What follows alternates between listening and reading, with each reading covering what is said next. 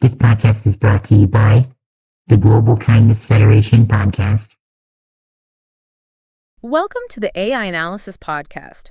Today's episode started as a book analysis, but unavoidably it becomes so much more. It really does. It's funny how that happens. You start tugging on what you think is just one loose thread of history, just this one specific legend from the 1500s. Right. And then all of a sudden, you find yourself unraveling this entire tapestry of modern culture. It's like you think you're just looking at a dusty old book, and you end up staring into a mirror. A mirror that reflects Everything. Our political anxieties, our economic systems, our favorite cartoons. It's all in there. That is the perfect way to put it. I honestly went into this thinking, we were just going to talk about an old German play. The kind of thing you'd read in college. Exactly. Something you'd be forced to read in a sophomore lit class. You struggle through the old-timey language, you write the essay, and then you just instantly forget it the second the final exam is over. Mm-hmm. But the more I got into it, and especially after looking at the notes you sent over, I realized I wasn't just reading about some 16th century magician. I was reading the blueprint for, modern anxiety itself. It's a framework. It's the framework for every rock opera, every pop culture villain with a tragic backstory, and weirdly enough, the origin story for one of the most disturbing yet oddly wholesome anime doctors in history. It's a fascinating path, isn't it? Yeah. We're dealing with a story that has basically become a cultural meme in the proper original sense of that word. Not just a funny picture with text on it. No, an idea that replicates and mutates through culture. The legend of Faust has survived for over 500 years. It's incredibly fluid. It just changes its shape to fit whatever era it's in. So it shows up in opera. It's in opera. It's in dense political satire. It's in heavy metal music. And like you said, it's in shonen manga. It's everywhere because the question it asks is just, it's eternal. What's the price of what you want? What is the price of your desire? So for everyone listening, here's the roadmap for today. We have a lot of ground to cover, so buckle up. We're going to start way back in the 1500s with the real magician who may or may not have exploded in a hotel room. Spoiler alert. Then we're going to wade into the heavy philosophy of Goethe, which sounds super intimidating, but it's actually really cool once you break down the mechanics of the bet he makes. The wager is key. It's everything. Then we'll look at how this Faustian bargain explains everything from modern capitalism to our political landscape. And finally, we're going to land on a case study that I am now personally obsessed with. Johann Faust VIII from the anime series Shaman King. Which is just a brilliant example of how pop culture can take a dark, cautionary tale and completely flip it on its head. Totally. It takes the tragedy and turns it into something else, something, redemptive. It really is. And just a quick tone check before we dive in. This isn't going to be a dry history lesson. We're not just reciting dates and names from a textbook. No. We are talking about demons, blood pacts, necromancy, armies of skeletons, and the literal price of a human soul. So let's unpack this. Let's do it. Okay, so first things first. The man, the myth, the devil. I always assumed Faust was just a fictional character, like Hamlet or King Lear. But you're telling me there was a real flesh and blood guy walking around Germany with this name. There absolutely was. His name was Johann Faust, and he lived roughly from around 1480 to 1540. Now, the historical record is, as you can imagine, for an itinerant magician in the Renaissance, a little patchy. Sure, I bet he wasn't keeping meticulous records. Not exactly, Yeah. But he definitely existed. He was a contemporary of some really big names like Martin Luther. But Faust, let's just say he ran in slightly different circles. Different circles sounds like a very polite way of saying he was a con artist. Well, the sources from the time describe him as an alchemist, an astrologer, a magician, and yes, a trickster. He wasn't some noble wizard in a high tower, pondering the mysteries of the universe. He was on the ground, working the crowd. Exactly. He was probably from a town called Nidlingen in Germany. Right. And we know he was educated. There are records showing he got a degree in divinity from Heidelberg University in 1509. So this wasn't some ignorant peasant making stuff up. A divinity degree. That's ironic. It is, isn't it? Uh-huh. But he spent his life wandering from town to town, casting horoscopes for nobles, claiming he could cure diseases, performing what we'd probably call stage magic or illusions. So he's basically a drifter with a fancy degree and a bag of tricks, getting out of town before people realize the magic cure-all tonic is just swamp water. Essentially, yes. But you have to remember the context. In the early 16th century, the line between Science, magic, and just being a total scam artist was incredibly blurry. Right. Alchemy was a serious pursuit for very serious, intelligent people. But what really kicks the legend into high gear is the story of how he died. Which was not quiet, from what I've read. Spectacular is a good word for it. The legend says he died in an alchemical explosion at an inn in a town called Staufen. Now, just try to picture the scene. You've got this local magician who's been making all these wild claims about his powers, probably bragging about his connections to the spirit world, and then suddenly, boom, he vanishes in a burst of fire, smoke, and what people probably thought was brimstone. The room is destroyed. His body is not in one piece. Let's just say it was compromised. The local rumor mill didn't just go, oh, what a tragic lab accident. Yeah. They went into overdrive. Of course.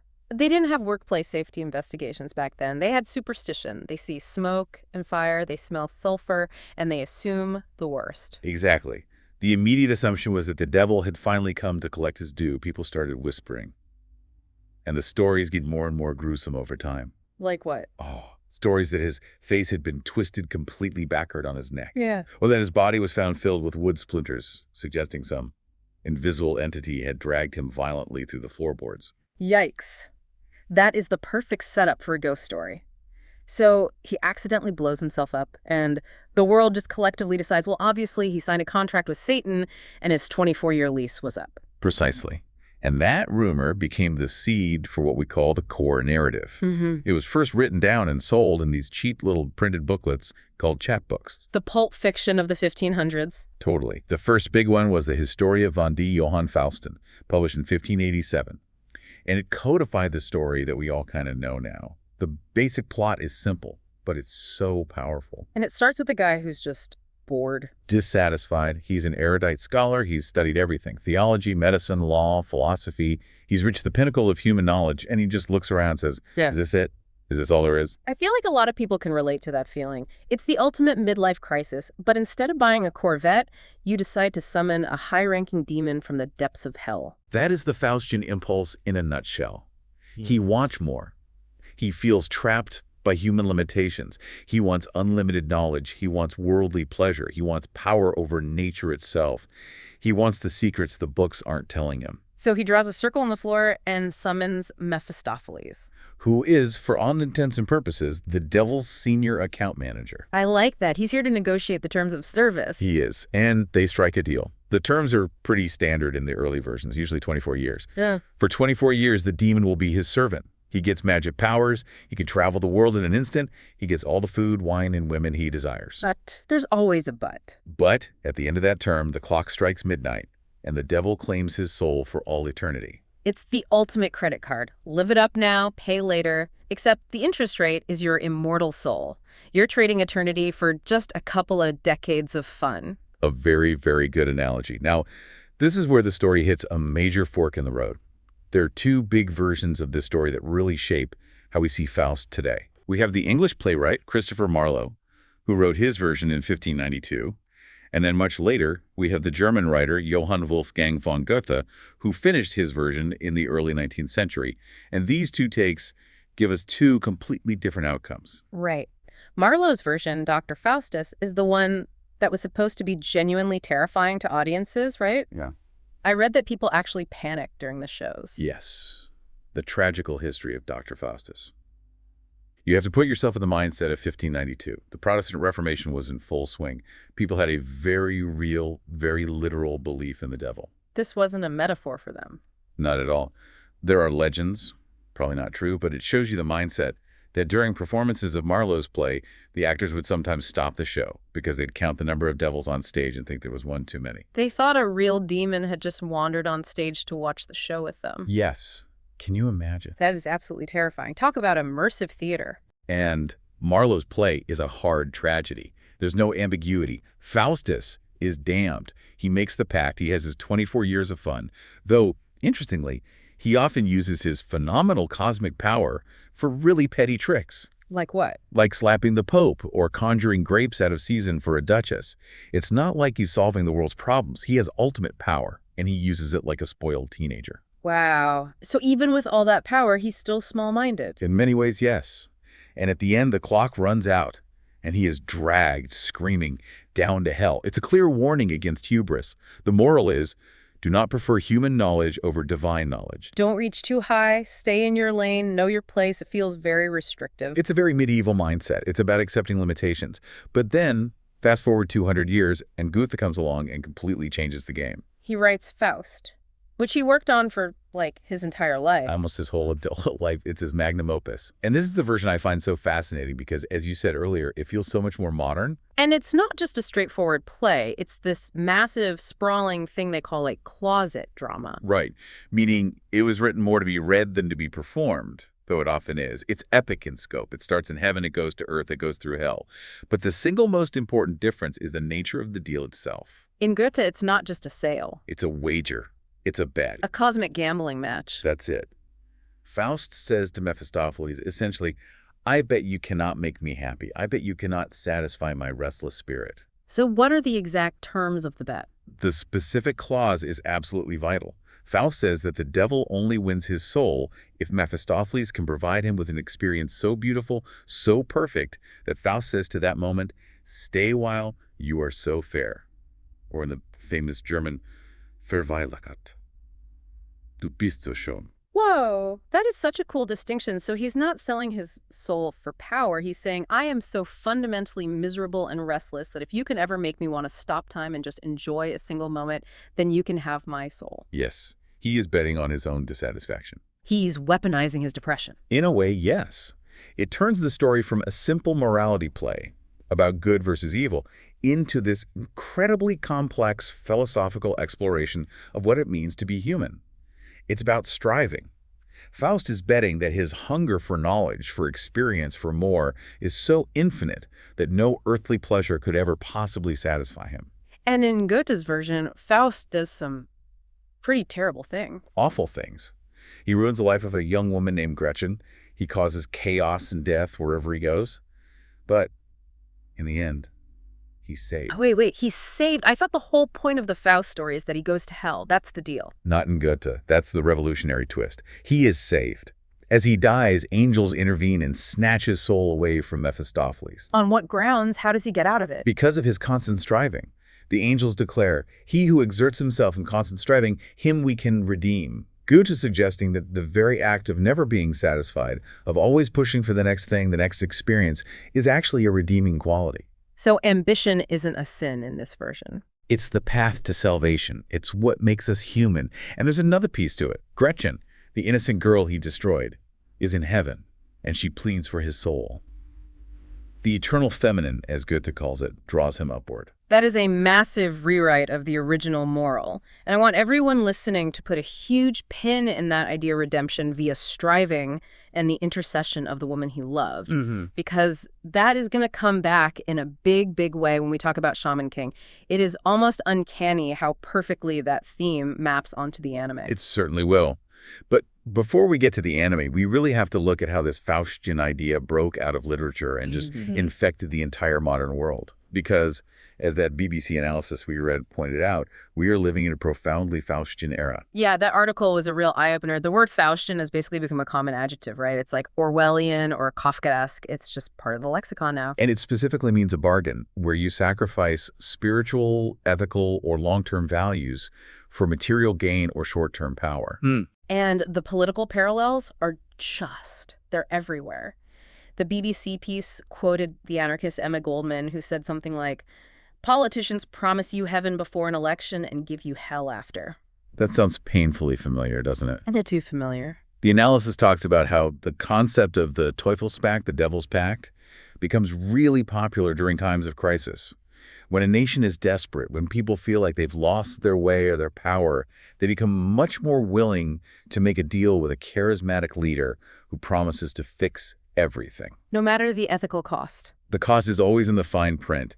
We see this lens applied to the rise of fascism in the 20th century, to debates around things like Brexit, to populism in general. The logic is always the same. We're in trouble. This person has a magic solution. Just sign here and don't worry about the details. It's the ultimate shortcut. You don't have to do the slow, hard work of fixing systemic problems. Just give up a little bit of your freedom, a little piece of the national soul, and we'll give you prosperity and order. And that ties directly into capitalism and our culture of consumption. In a lot of ways, Goethe's Faust can be seen as the first modern capitalist. He wants infinite growth. Insatiable growth. Marlowe's Faustus talks about wanting to ransack the ocean for Orient Pearl and search all corners of the newfound world. He sees the world not as something to be cherished, but as a resource to be plundered and consumed. The drive for more. And that BBC text had that brilliant analogy about the terms and conditions on our apps. It's perfect, isn't it? It is. We literally click, I agree, to a contract we haven't read multiple times a day. We want the instant gratification, the app, the social connection, the convenience. So we just sign away our privacy. We give them our data, our digital soul for a little bit of magic in our pocket. It's a micro-Faustian bargain. We're commodifying ourselves bit by bit for convenience. And if you zoom that out to the macro level, climate change is the ultimate collective Faustian bargain. Oh, absolutely. We, as a global society, accepted decades of unprecedented economic growth and convenience. That was our beautiful moment of cheap energy and consumption. And in exchange, we signed a contract for a long-term consequence that might just be, well, hell on earth. We traded the future for the present. We said, let this moment of prosperity remain. And we just collectively decided not to think about what happens when the 24 years are up. It's a terrifyingly accurate metaphor.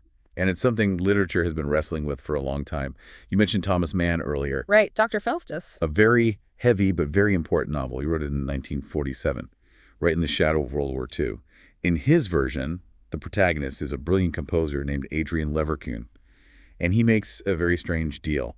He intentionally infects himself with syphilis. Wow. Okay, why on earth would he do that? That seems counterproductive for a musician, to say the least. Because he has this belief that the madness induced by the disease, the neurosyphilis, will unlock a new level of creative genius. He trades his health, his sanity, and his ability to love for 24 years of sublime, boundary-breaking artistic brilliance. And Mann was using this as a metaphor. A direct metaphor for Germany's moral collapse during the Nazi era. The idea that the nation allowed itself to be infected by poisonous, maddening ideology in exchange for a short-term promise of power and glory, which ultimately led to total moral and physical ruin. That is incredibly dark. But it just shows how flexible this myth is. It can be about a scholar wanting to know secrets, or it can be about the soul of an entire nation. Exactly. And that flexibility is why it just keeps popping up everywhere in our culture. It's a shapeshifter. Okay, let's do a quick rapid-fire round on this, because once you start looking for it, you absolutely cannot unsee it. It is everywhere. It is totally omnipresent. All right, music. First one that comes to mind for me. Queen. Bohemian Rhapsody. Beelzebub has a devil put aside for me. For me. For me. The whole song is basically a mini opera about a man confessing to a murder and fearing for his soul. Or, on a different note, Radiohead's Faustarp. Mm-hmm. A much more abstract take, but the reference is right there in the title. Or the band Gorillaz. A lot of their lore and music videos deals with a demonic character named Murdoch. And you can't forget the ultimate country music version, The Devil Went Down to Georgia. A classic. Yeah. A fiddle-playing contest for a golden fiddle versus a human soul. And in that one, Johnny actually wins. He's just a better fiddler than the devil. Which is a very American take on it. Hubris pays off. Then you've got television. The Simpsons. It has to be The Simpsons. The episode Bart Sells His Soul. A surprisingly deep piece of television. Bart sells his soul to Milhouse on a piece of paper for $5 because he doesn't believe it's real. And then weird things start happening. Exactly. The automatic doors at the Quickie Mart won't open for him. He can't find anything funny anymore. He's lost his essence. It's a brilliant little take on what the soul actually is. It's not a commodity. It's the seat of your humanity. And films Phantom of the Paradise, have you seen that? The Brian De Palma rock opera? I have. It's wild. A songwriter sells his soul to a demonic record producer for eternal youth and for the woman he loves to sing his songs. It's very 70s, very campy, but the skeleton of the story is pure Marlowe. And then there's more modern stuff like American Satan, which is a similar story but with a modern rock band. And in literature, you have these massive, important books like The Master and Margarita by Bulgakov. A masterpiece. Yeah. And an interesting American folktale, The Devil and Daniel Webster. Right. I love that one. A farmer sells his soul, but then the famous lawyer and orator Daniel Webster agrees to defend him in court. A court of the damned with a demonic judge and jury. And he actually argues the contract in court, appeals to the farmer's humanity and patriotism, And he wins. He gets the devil to tear up the contract. It's this idea that maybe American justice and rhetoric can even overpower the laws of hell. It's a great story. Which is the absolute perfect transition. Because we've seen the tragedy where Faust is damned. We've seen the political metaphor. We've seen the version where a lawyer wins the case. But now I want to talk about an adaptation that takes the creepy necromancer trope and turns it into one of the most heartbreaking, devoted love stories I have ever encountered. And you are referring, of course, to the world of Shaman King. I am. Let's talk about Johann Faust VIII. A character who is, according to the series canon, the direct descendant of the legendary Dr. Faust himself. Right. So for anyone listening who hasn't read the manga or seen the anime, let me try to paint a picture of this guy. Because when you first meet Faust VIII, he is deeply unpleasant. To put it mildly, he is designed to be repulsive. He's unnaturally tall and thin, like he's been stretched out. He has this pale, sickly-looking skin, and his lips are blue. And the blue lips are a key detail. The story explains they're a side effect of his constant morphine use. He has these huge, dark bags under his eyes because, as we learn, he hasn't slept in something like 8 years. He wears this pristine white raincoat and a top hat.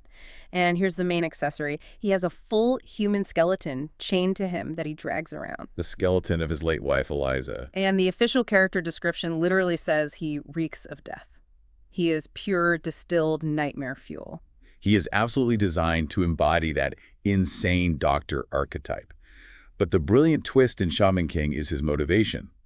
Unlike his famous ancestor who wanted knowledge or power for its own sake, Faust VIII's motivation is entirely different. It's love. It's this twisted, dark, obsessive love. But at its core, it's love. Exactly. His backstory is just purely tragic. He met Eliza when they were young. She had an incurable illness that no doctor could fix.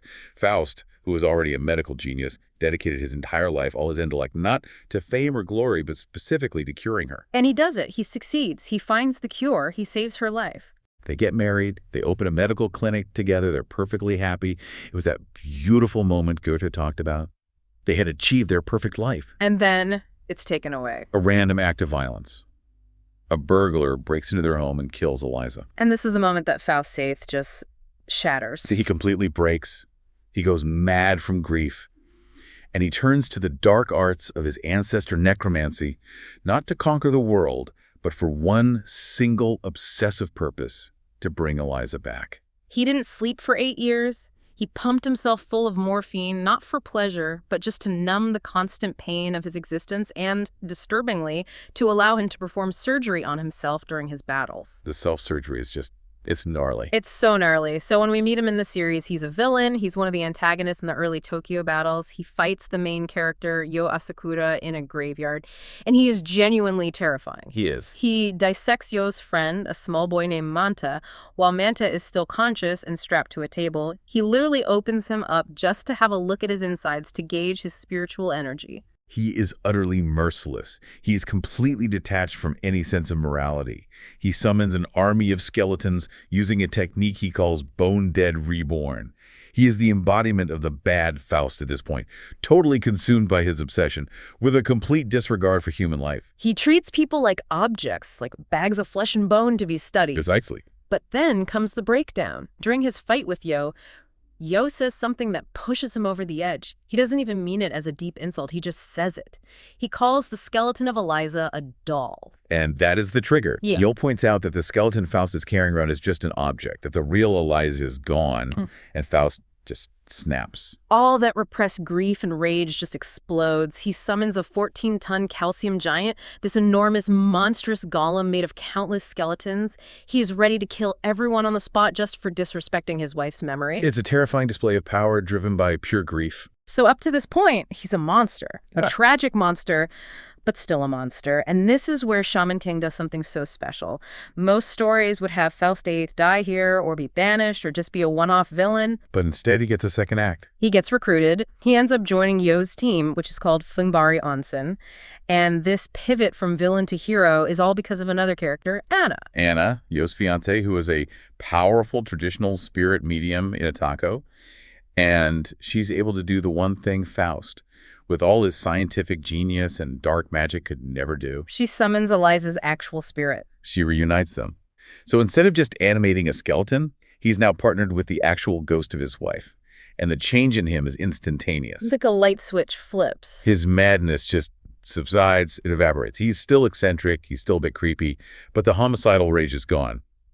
And he finds a new purpose. He becomes the team's doctor. And this is a beautiful irony I find so compelling. The necromancer becomes the healer. Yeah. He uses his incredible surgical skills and his shamanic powers to patch up his friends, often in the middle of a battle.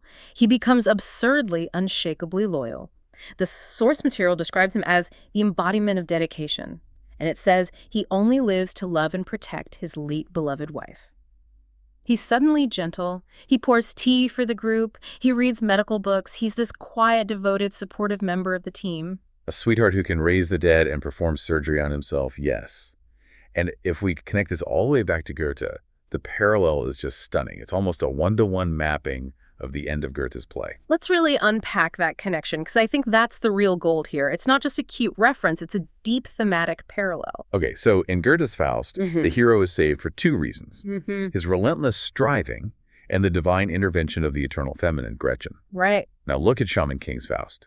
He is saved because of his relentless striving, his years of medical study, his mastery of necromancy, his shamanic training, and through the intervention of his eternal feminine, Eliza. So the anime character is literally living out the redemption arc from the classic German poem. He is. He achieves the salvation that Goethe wrote about. And look at the names of his powers. Once he's reunited with Eliza's spirit, he develops a new signature move. It's called Mephisto E. The E, of course, standing for Eliza. Exactly. He's making a direct reference to the devil's agent, Mephistopheles. But here, his devil, his supernatural partner, is actually his guardian angel. It's his wife. He completely subverts the Faustian contract. That's such a cool idea. He doesn't sell his soul to a demon to get what he wants. He binds his soul to the person he loves, and that's what gives him power. It's a partnership, not a demonic transaction. It's a beautiful subversion of the entire myth. He takes the name associated with his damnation and turns it into the symbol of his salvation. And he's so practical about it, too. Remember when he loses his legs in a fight? Oh, yeah, he just replaces them. He just grafts the skeleton of his dead dog, Frankenstein, onto his own body to serve as new legs. It just highlights his incredible resourcefulness and his complete lack of vanity. He's a man of science who uses magic, bridging that gap between the Enlightenment and the medieval world, just like the original legend itself. He's a cyborg made of bone and spirit. And his death in the series, he does eventually die, right? He does, much later in the story during the Invading the Plants arc. He completely exhausts all of his spiritual energy healing his teammates during a massive battle. But it's not a tragic death. It's not a punishment. Not at all. It is the ultimate redemptive act. He doesn't die screaming and being dragged to hell like Marlowe's Faustus. He dies happy, content. He collapses while singing a little folk song, the Finbari no Uta, and his spirit immediately and peacefully joins Eliza's. So they go into the Great Spirit, the afterlife of the series, together. They do. They become spirit guides for their friends.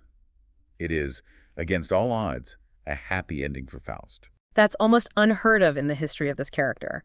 Shaman King took a 500-year-old cautionary tale about hubris and damnation and turned it into a story about how pure, devoted love can survive even death and madness. It's a remarkable piece of adaptation. I love that. It's like the universe finally cut the guy a break after centuries of bad PR. He earned it. We're going to take a quick break for a word from our sponsor, but when we come back, we're going to ask the big question. Why do we keep telling this story? And what does the idea of a doll versus a soul tell us about our own psychology? Stay with us.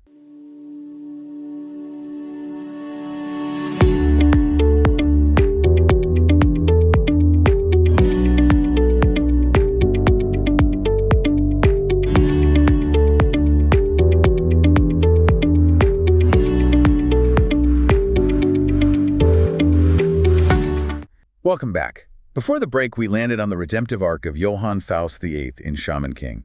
We've gone from 16th century explosions to anime skeletons. Now let's try to bring it all home. The big question is, why? Why does this myth stick around?